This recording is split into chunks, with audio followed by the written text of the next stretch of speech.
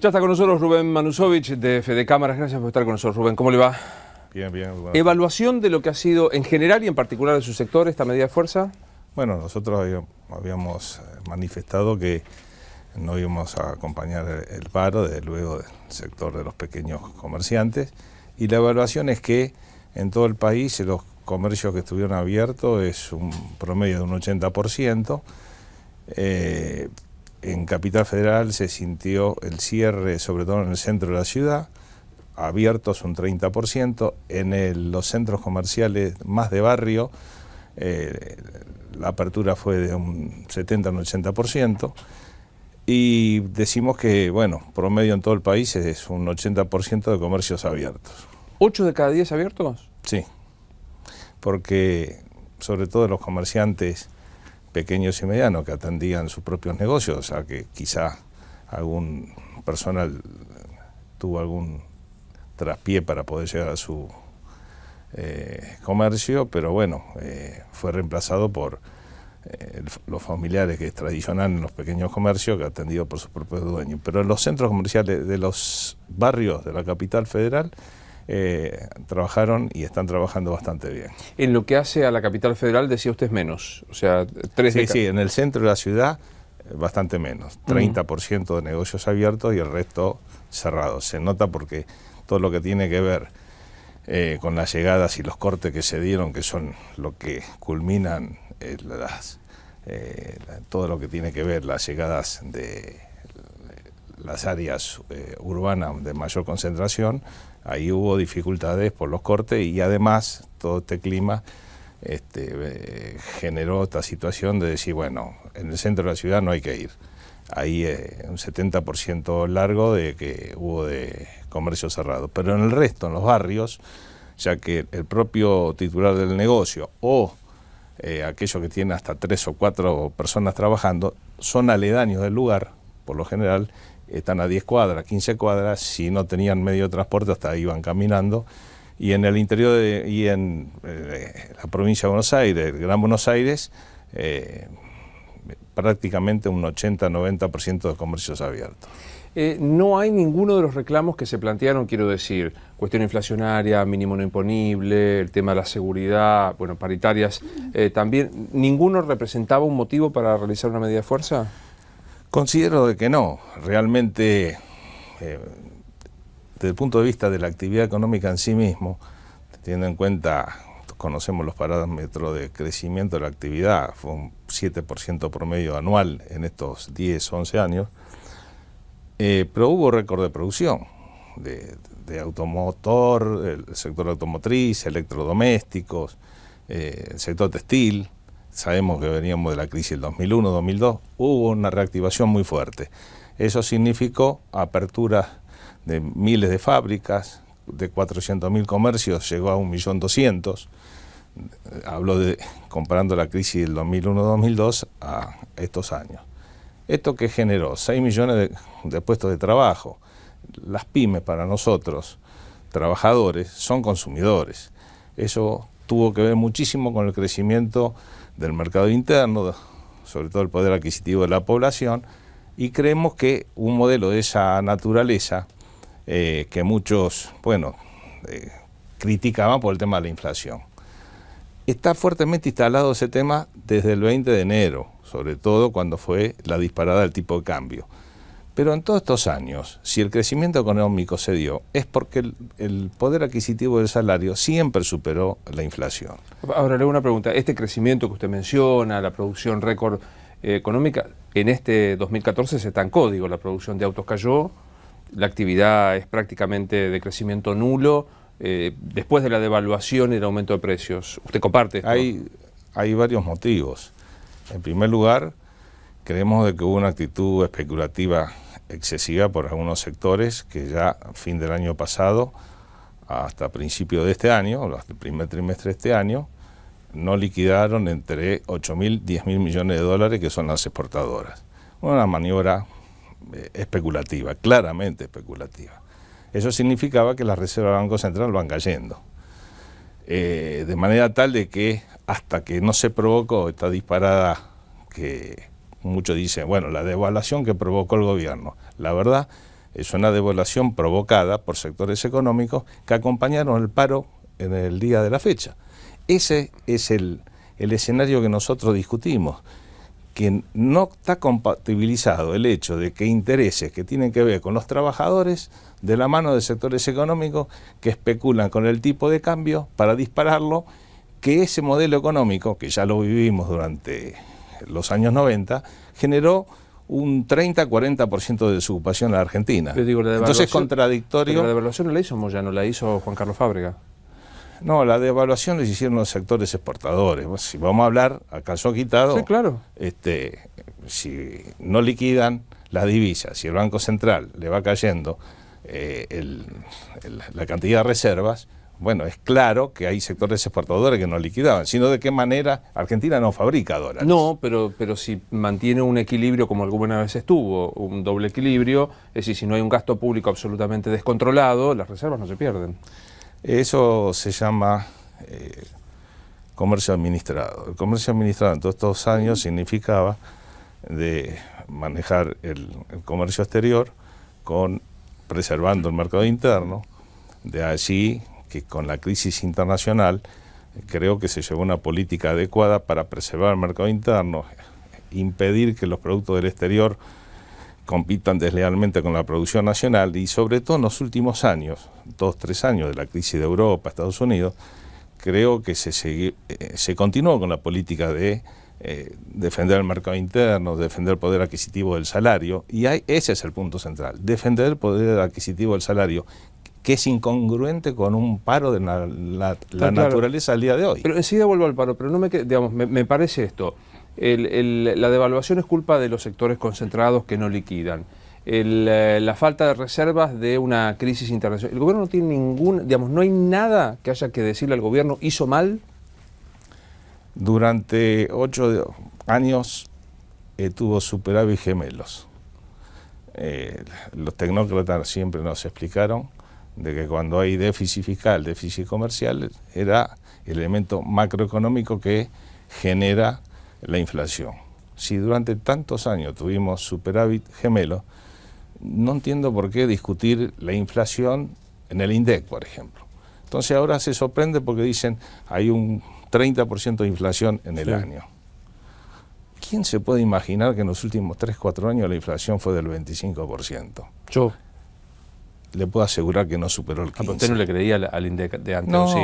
No era el 10, no era el 8, pero tampoco era ni el 20 ni el 25. Fue una actitud que sectores que querían desprestigiar la política económica decían, el INDEC miente. Entonces decían, bueno, la inflación es el 25%, y los trabajadores, muy bien, decían en las negociaciones colectivas, 25% promedio, que había una recuperación del salario real del 10% anual durante 4 o 5 años. Eso es explosivo en la actividad del consumo interno, pero yo estoy cosa que se verificó. Estoy dispuesto a discutir algo, pero ¿sabe qué? Partamos de la causa madre. Si usted mismo me dice que el INDEC no dijo la verdad, porque usted me está diciendo, el INDEC hasta que las últimas 2 mediciones no dijo la verdad, me parece que partimos de una base esencial. El INDEC mintió, un poco más, un poco menos. Y si estamos hablando de los índices que nos permiten, monitorear a un país seriamente, estamos complicados si reconocemos. Y mintió, pero no tanto. Uno comete un delito, no es un delito a medias. El INDEC mintió, me está usted reconociendo.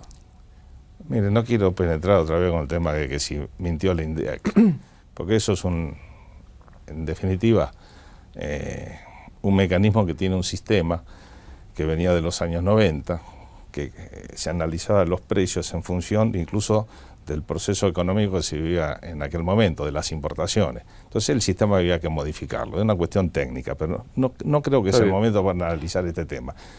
Yo creo que durante muchos años hubo razones por el cual, con la reactivación económica, el consumo interno, el mercado interno, ahora viene la puja distributiva. Y ese es el corazón del tema donde tenemos que discutirlo.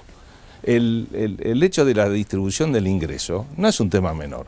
Hay que ser sectores poderosos de la economía. Lo que se heredó con el proceso de privatizaciones de los 90. 11 años hace que está este gobierno, Rubén. El 60-70% de las principales empresas líderes son extranjeras.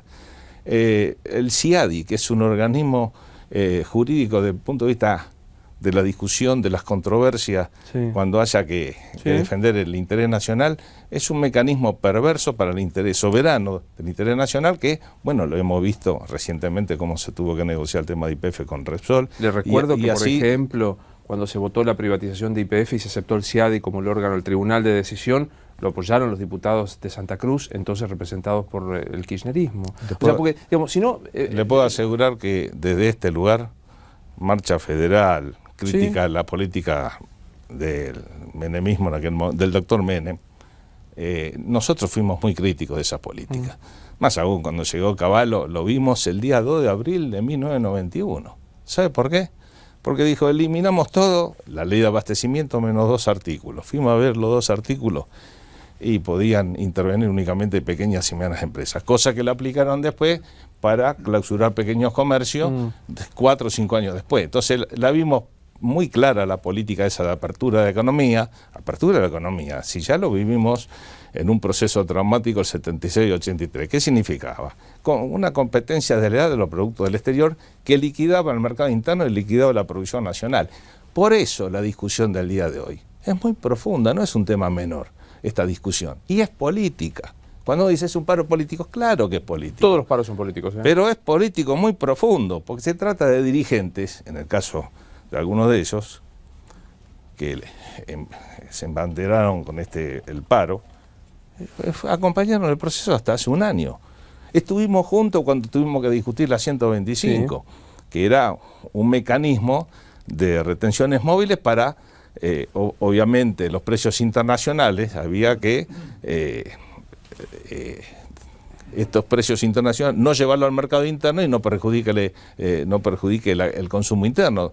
Entonces, nos parece que a una dirigencia de los que han convocado el paro del día de hoy, han equivocado el camino, no respetaron la historia, no respetaron lo que significa un modelo económico que es de inclusión, y nos parece que están utilizando argumentos falsos, porque decir que la inflación del último tiempo tuvo que ver con mecanismos de especulación, no hablan de quiénes han generado la especulación, no hablan de lo que hemos dicho recién, es decir, sectores exportadores que están vinculados a un sector económico que no tiene que ver con la historia de los trabajadores, que es la Sociedad Rural Argentina y la Mesa de Enlace. Hablemos de su sector en este momento. ¿Se nota una baja, un decrecimiento en la actividad?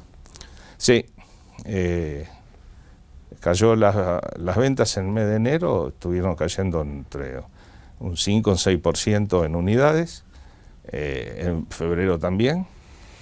En marzo hubo una recuperación, pero efectivamente eso se refleja. Si la caída de la actividad se refleja. ¿Usted sospecha que este paro, dice, es político? ¿Sospecha que tiene como intención, como algún sector más duro del kirchnerismo, de erosionar o de ser destituyente? Nosotros estamos convencidos de que a partir de, sobre todo lo que pasó a fin de año, que fue bastante traumático, desde el paro sedicioso policial a los cortes de luz, que para el comercio en mes de diciembre es decisivo, y bueno, la devaluación que tuvieron que impulsar, obligado por las circunstancias del gobierno, creo que fueron herramientas y elementos traumáticos para lo que significa quienes estamos confiando en el mercado interno, porque decimos, si venimos de toda una etapa de crecimiento económico, con récord de producción, con dificultades en serio, dificultades serias, que significa los dólares no los fabrica la Argentina. Entonces, muchos de nosotros cuando discutimos, bueno, récord de producción de automotor, muy bien, ahora nos agarramos la cabeza. Si tenemos récord otra vez, resulta que las autopartes que se fabrican en el país es un 23%. El resto lo tenemos que importar. Así que cada vez que tengamos récord de producción de automóviles vamos a tener un déficit de divisas enormes. Vuelvo a la pregunta, Moyano, Barrio Nuevo, Micheli, ¿tienen intención destituyente? Nos preocupa los aliados en el escenario que le acabo de describir, donde venimos de un proceso traumático de devaluación, y si los aliados con el brazo extendido de la Federación Agraria es la mesa de enlace, la verdad que ese tipo de aliado nos preocupa y nos preocupa mucho. Por eso el empresariado nacional deberá hacer una alianza estratégica con los trabajadores para seguir profundizando la defensa del mercado interno. Hay que seguir haciendo sustitución de importaciones, creemos nosotros, es una opinión de nuestro sector, en donde tenemos ventajas comparativas a la República Argentina, es en el sector primario.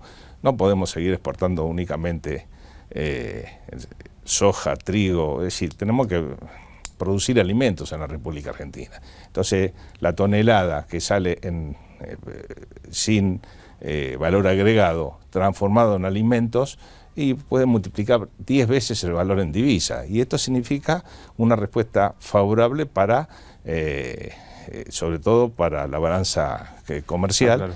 Y eso puede seguir abasteciendo el crecimiento económico, y por ese lado habría que profundizar. Por eso queremos una alianza con todos los sectores económicos, pero pensando en un proyecto de país que sea inclusivo y no, como creo que el de hoy, divide a la sociedad. Gracias por haber venido, muy amable.